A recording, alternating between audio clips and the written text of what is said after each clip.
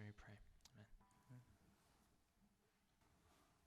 And many of you guys are currently students, and if you're not a student, we've all been a student at a certain point in our lives. And there's a lot of positives to being a student, and then there are things that are not as positive when you're a student. And positives, and I say this with a disclaimer because I think it was a lot more different when I was a student. Nowadays, you guys have a lot more harder than I think I did growing up.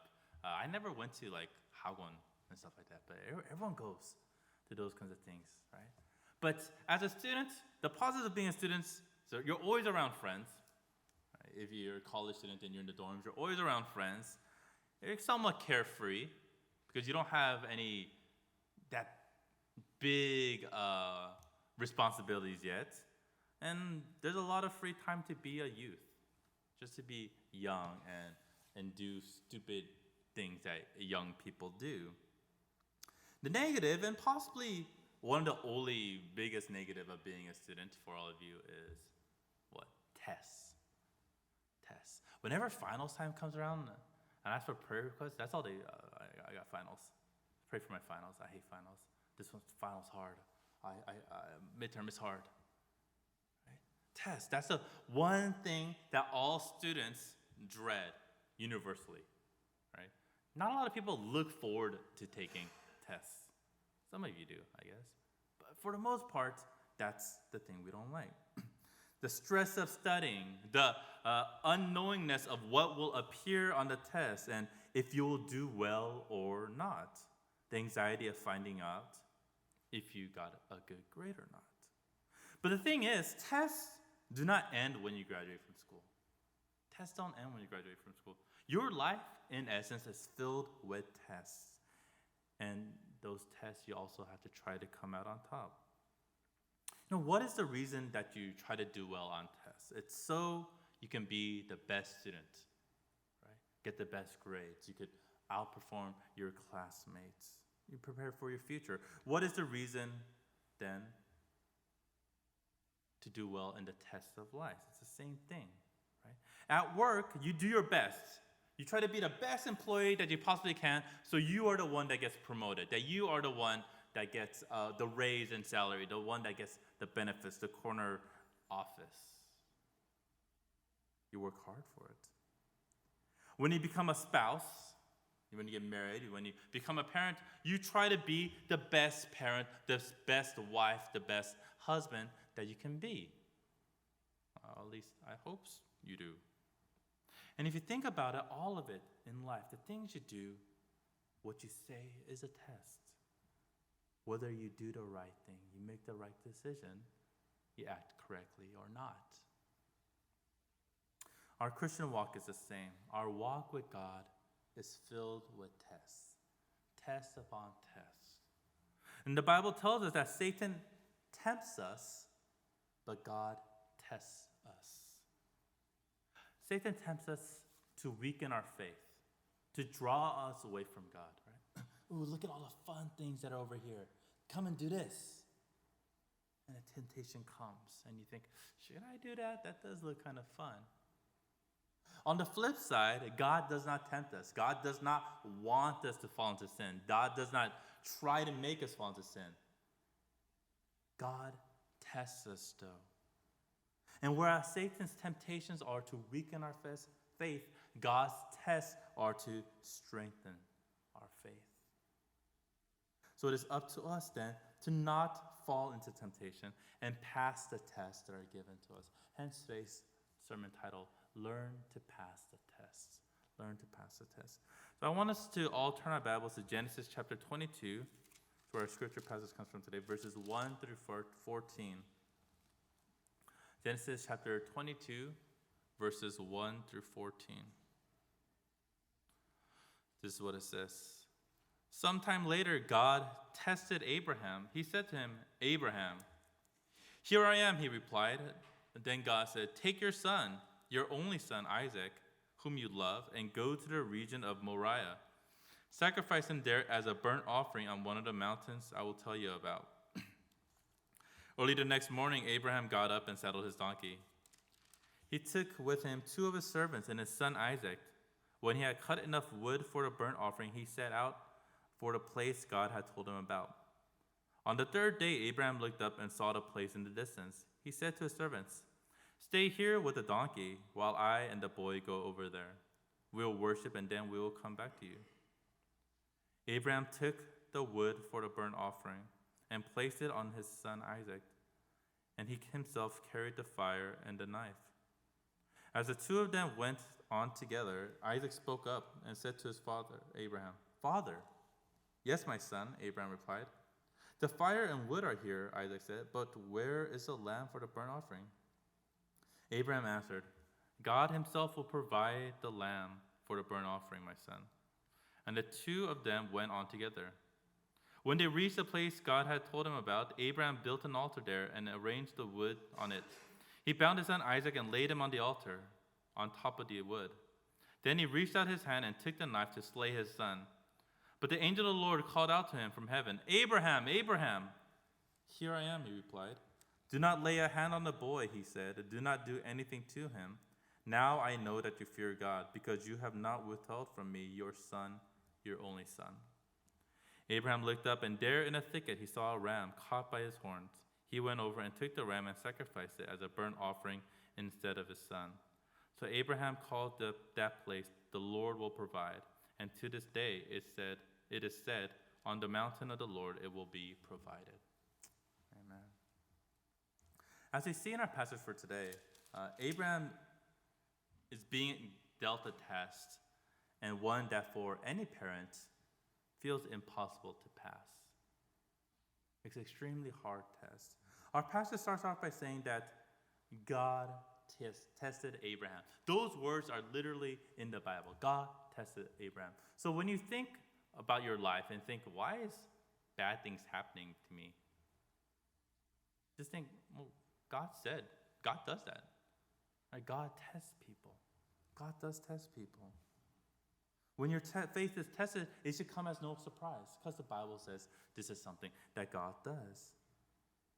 God's people before you and all who will come after you are going to go through tests. They will be tested.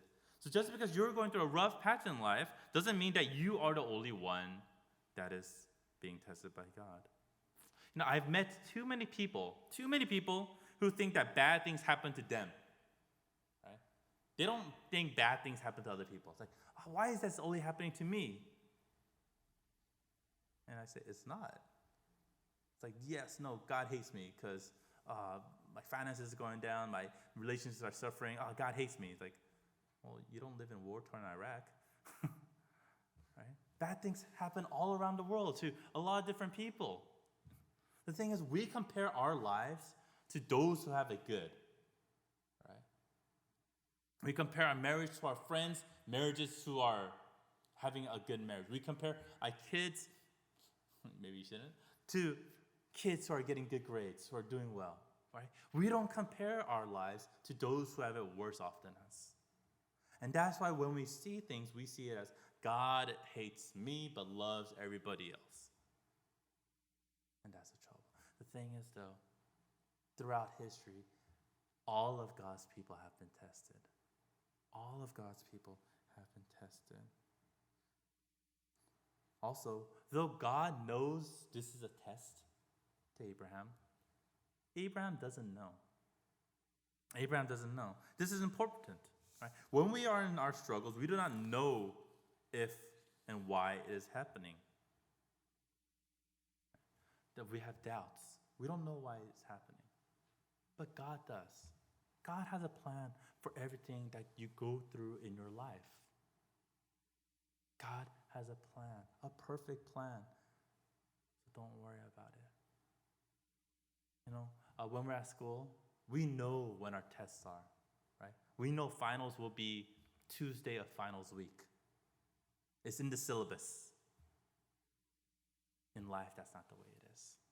So I guess you might say God tests you, or God gives you pop quizzes in life, right? Because they're surprise tests. Okay. In verse 2, God gives us the parameters of this test, what you have to do to pass this test. All right? What does Abraham have to do to pass this test? And it's take your son Isaac to the region of Moriah and sacrifice him as a burnt offering. And think about this. When we see this story and we play it out in our minds, we see up to the point of, Abraham was about to stab the kid, right? Slay the kid. So we think all Abraham has to do is go, no matter how hard it is, go up and kill his son. But that's not what a burnt offering is, correct? What is a burnt offering? Burnt offering means there's fire involved. So after you kill kill your son, you have to set your son on fire and watch him burn. Right? Bible is morbid at times. Right? It's tough. Think about if that message came to you, the person you love the most, kill him or her and burn them. Abraham received this test. This is what your test will be. I wonder how Abraham would have felt when we heard this. Look at a little more insight we get in verse 2 about Isaac. It says, take your son, your only son. All right? It's stressing a few things. He's your only son, and then it stresses whom you love. It doesn't say, take your son Isaac and give him as a burnt offering. It says, take your son, your only son, whom you love. So it's stressing, I know how you feel about this boy. I know how you feel about this boy. But let's see if you're going to come and do this. Let's see how your faith is. It adds a little gravity to this test. It adds a little something extra. He's your only son. Ishmael, he's here and he's gone. Right? He was not going to be the son of the promise anyway. Whom you love. Abraham and Sarah had a hard time conceiving, and when they finally did, how joyful that must have been.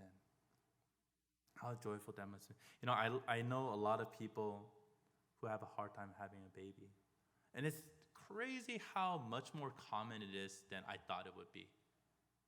At my previous church that I worked at in Buena Park, we had in our English ministry 3 different groups. We had the college group, the singles group, and the married group.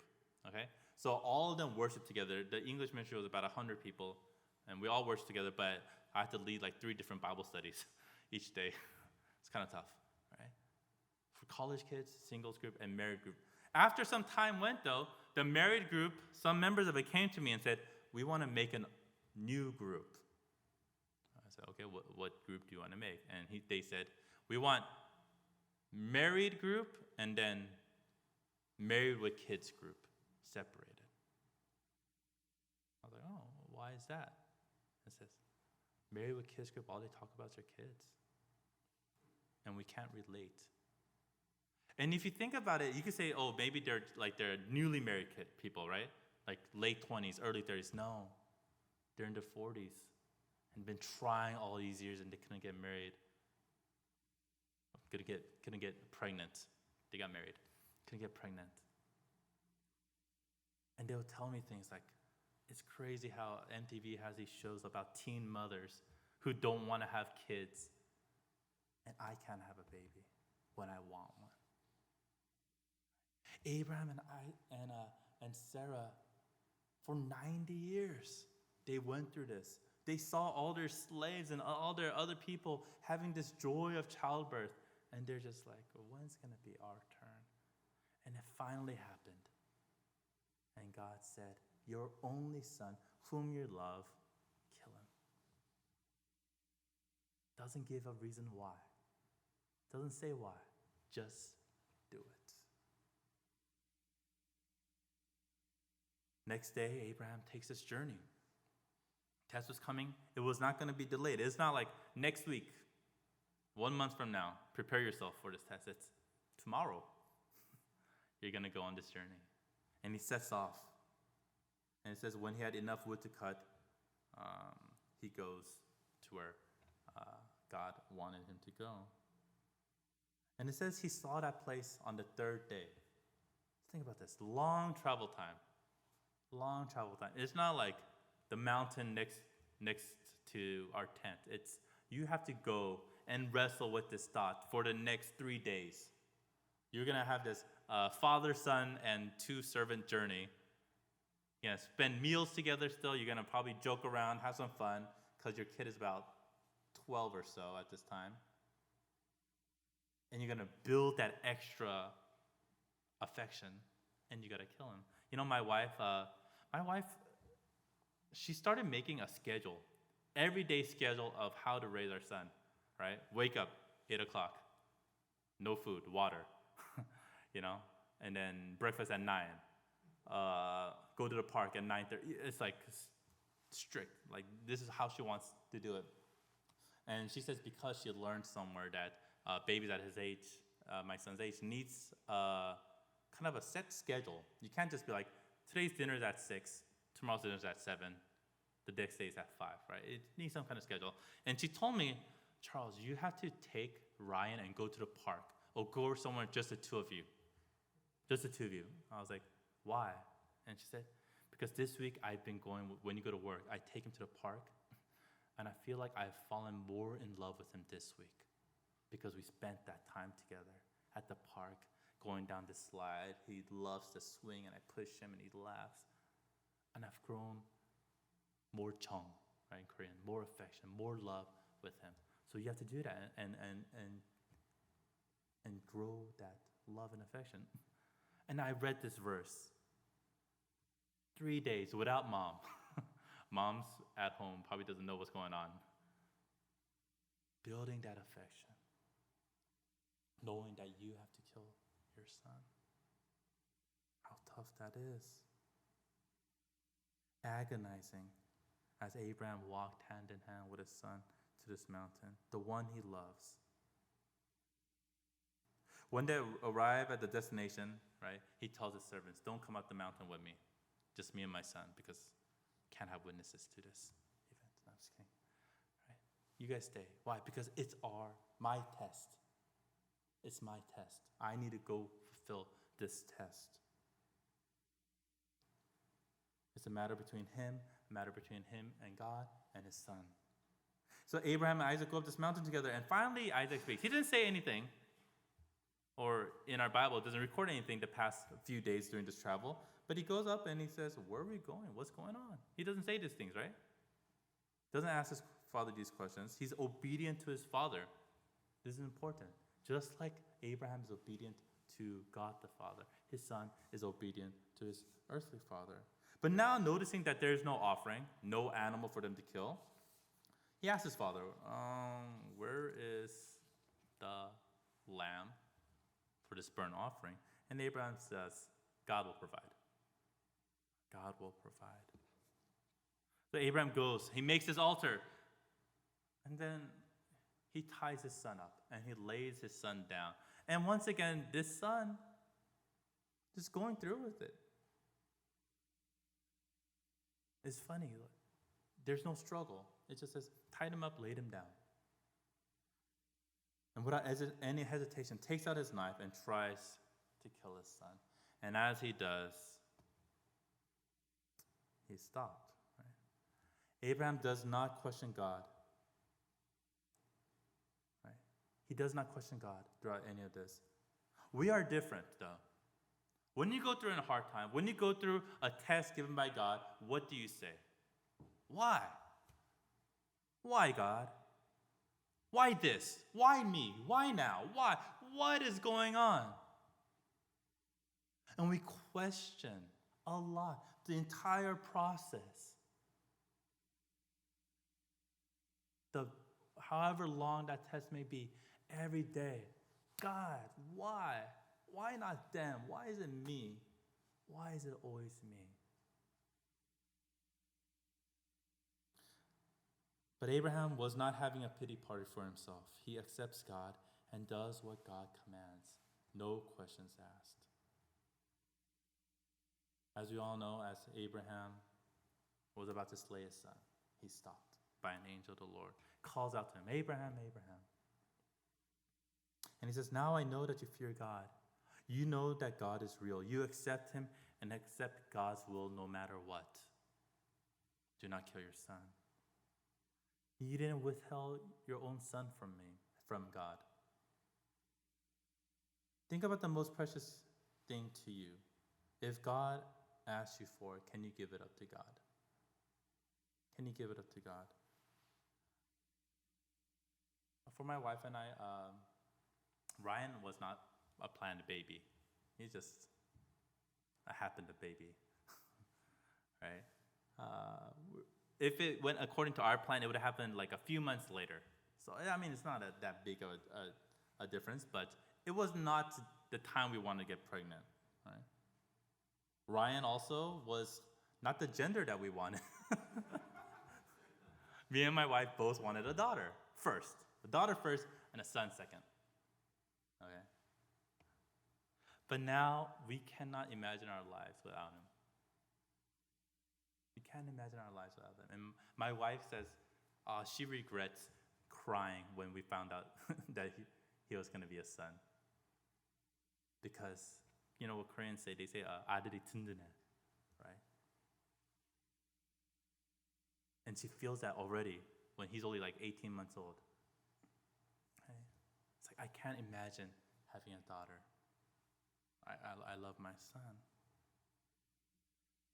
And this is exactly the same feeling that Abraham would have had. Not knowing he finally gets pregnant, finally gets a son. But yet, he was willing to make a big sacrifice because he believed in God. He was willing to make that big sacrifice because he believed in God. He knew that God had his back. Before this, God promised him something. I will give you countless descendants. I will give you this land, and I will give you as many descendants as the stars in the sky, as the sand on the beach. And so for Abraham, he believed that, even as he was getting older in age, I will have many descendants. And maybe he thought, you know what, if God so wants to take Isaac from me, God has another plan. Maybe Isaac was also not the promised child. And maybe he had that kind of faith. Abraham looked up and found a ram and sacrificed it as a burnt offering instead of his son. So that place was called The Lord Will Provide. The Lord will provide. On the mountain of the Lord, it will be provided. Same for all of you. You will be provided for. No matter what struggle you have, when you come out of it, you will be provided for. God does provide. Do you believe this? God provides for all your needs, and have faith in God. So I ask you, think about what tests are. What are tests? Tests are not there to make you fail. Tests are all passable. Every test you've had as a student were passable tests, correct? You don't go in thinking, I'm going to fail this test. Right? If you're prepared for the test, you'll pass. If you're not prepared, you'll fail. Simple as that. All the tests I've ever taken, which ones do you fail and which ones do you pass in?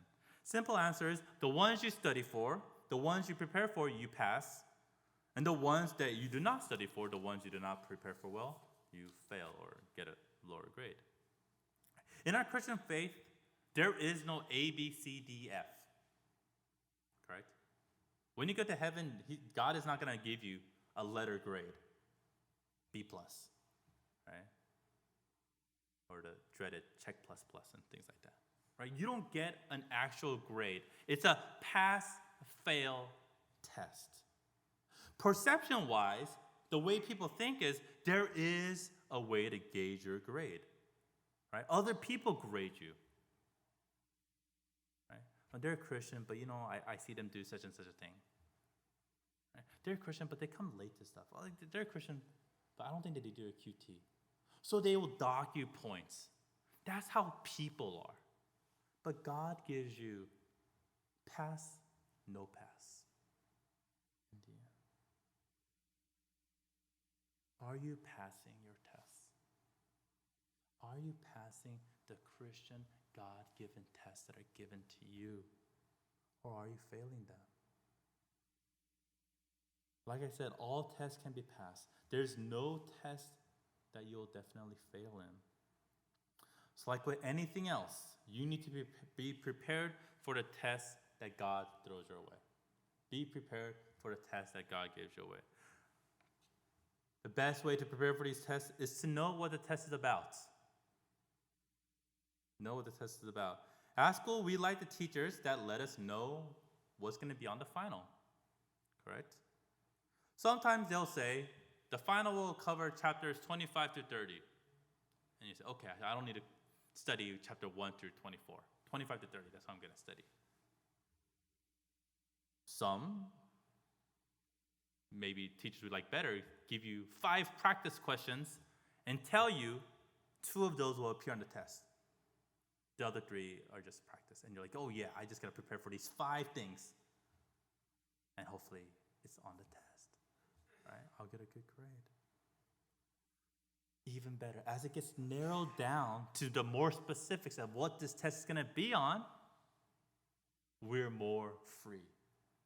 Because we know that's what I need to prepare for. That's what I got to build. I will let you know all the tests that God will give you in life. What it is a test of. It's the same test all the time. It's the same test that God gave Abraham. It's a test of your faith.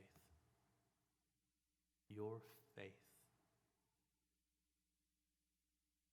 Every test that comes up in your life is, do you trust that God will bring you out of this? Do you trust in God even during this hard time? A test of your faith. What does God test Abraham in here? It's his faith. How did Abraham pass this test? He had great faith. See how this goes?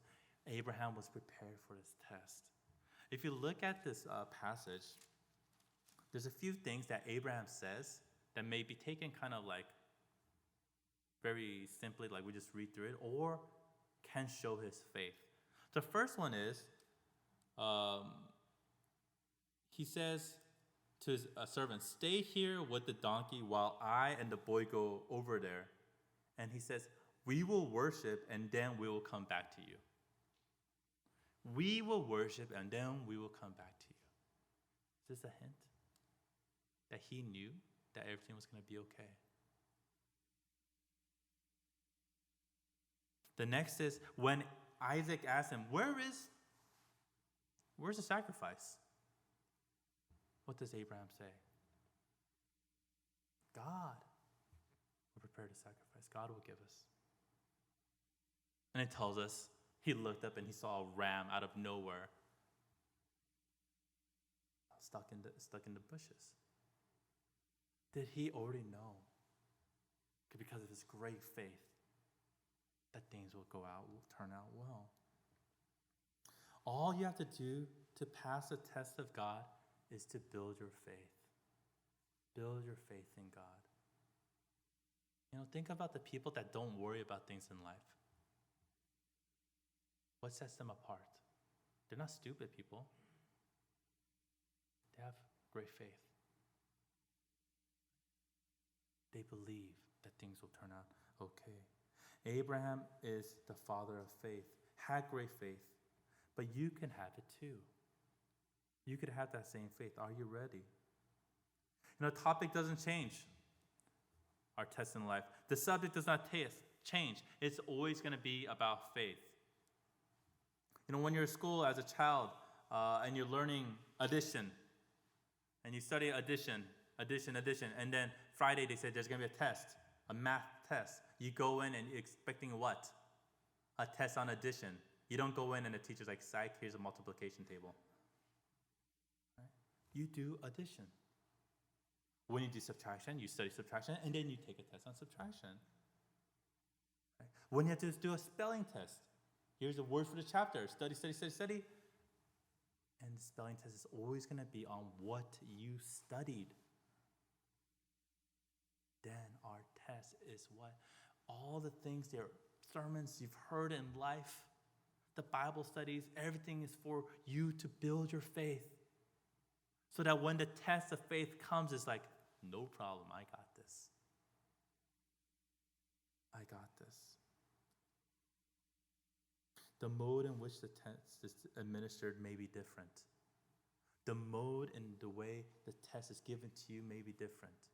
It may become as a form of a broken family.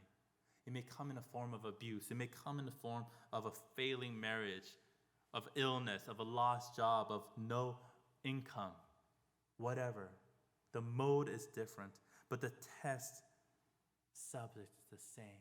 Do you believe that God is still real, that God is still there, that God still loves you, and God will pick you up and take you out of this dark time? That is always the same. The Bible tells us the faith of a mustard seed can move mountains, meaning the faith of a mustard seed will make you pass. Build your faith. Many people in here are going on missions. Next Sunday came out pretty quick. You know, it's still, for me, it's like, wow, we're leaving on Sunday. Next Sunday. Please do come and stay and pray with us. All right, after worship next week. But many of us are going on missions. And mission is both a faith builder and a faith test.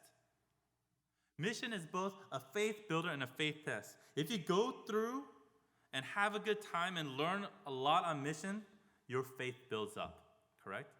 Oh, I have a lot of worries before I go on this mission. But you go and it's like, oh, it wasn't that bad. I saw things. I grew. You built your faith.